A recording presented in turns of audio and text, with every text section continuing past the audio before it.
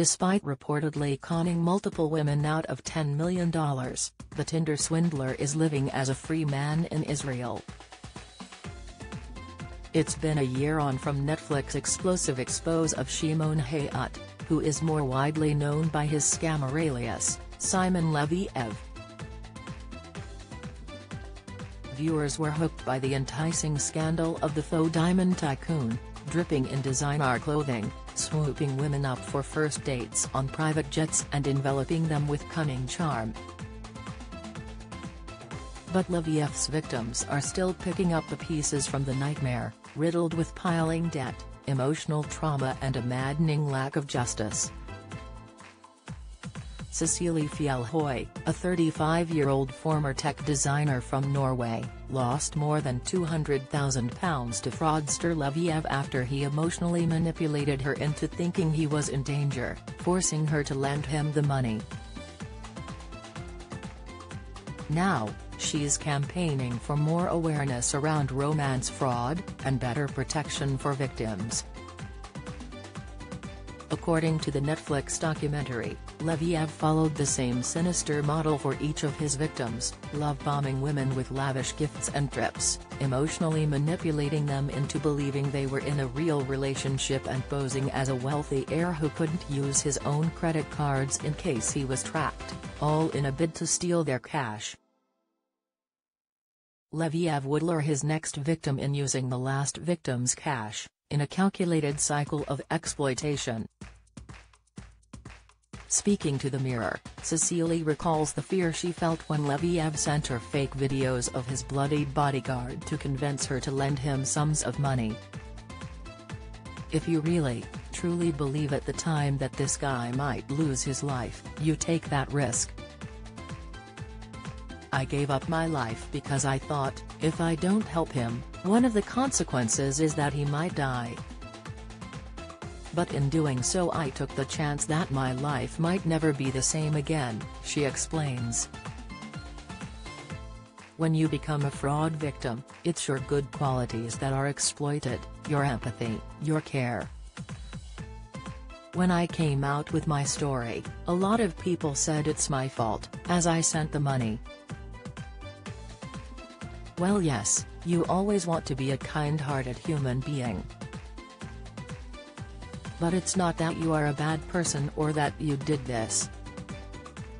The activist is now warning of the dangers around sharing passwords with your partner, as research by ExpressVPN has found that 3 in 10 Brits admit they have shared passwords out of fear of their partner.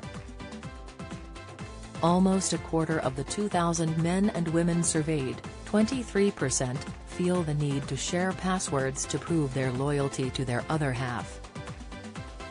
These findings come as the amount of money that romance fraud victims are losing in the UK continues to rise. According to Nationwide Building Society, the average amount of money victims are losing through romance scams has more than doubled from £4,720 in 2021 to £11,796 in 2022.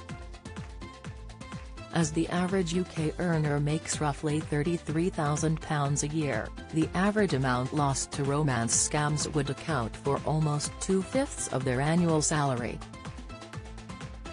Cecilie's experience is staggering, but she insists that romance fraud can happen to anyone, as her inbox continues to be flooded with victims sharing similar stories a year on from the show. She explains, "The feedback I've been getting from people on how fraud is happening is that it's not just some stranger danger. A lot of the time, it's someone close to you that you've shared passwords with." "It only took 54 days for him, Leviev, to get access to my passwords and to pretend to be me. It might be a choice you take, but it could haunt you forever." She believes that encouraging conversation around password sharing can help destigmatize romance fraud, and in turn help victims feel more empowered to come forward. "The more awareness we build, the more victims will be met with compassion and kindness instead of questioning why they did that they did. That empathy and awareness will help people spot signs in the beginning stages when asked to share passwords, she explains. Cecily says that her mental health was totally destroyed by Leviev's scam, and adds, "When your trust gets crushed, you don't understand because you've never met that kind of evil before. You're standing in front of them and you're crying and saying my life is over, and they say relax, everything is going to be fine, and you know it's not going to be fine. It's heartbreaking. It's so important that people know these men exist, and there are many more." Leviev has not been charged for defrauding Cecily and strongly denies claims made in the Netflix show. In 2019, he was convicted of 4 counts of fraud, unrelated to Cecily's allegations, but only served 15 months of a 5-year prison sentence.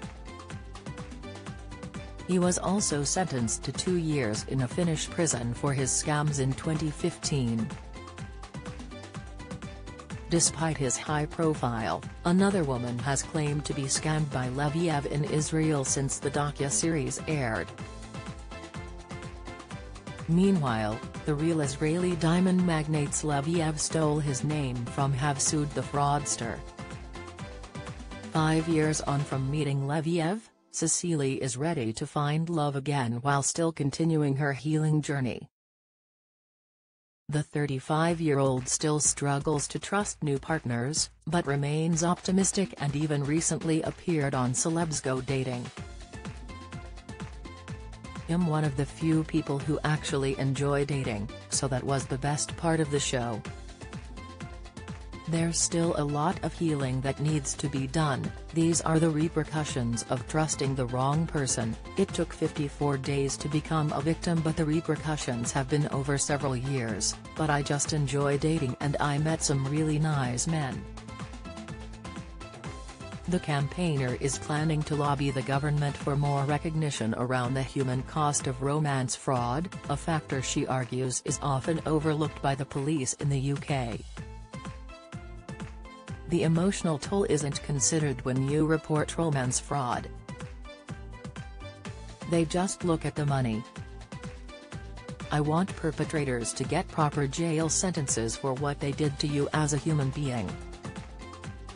Despite everything, Cecily is still a big fan of Tinder, but insists dating apps and social media giants have a wider role to play in protecting fraud victims too. The long-awaited online safety bill proposes major law changes to protect people from online scams, including romance fraud. It would force tech companies to have a duty of care to protect users from fraud from other users, including scam adverts.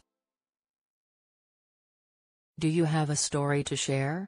We pay for stories. Email us at yourmirror@mirror.co.uk.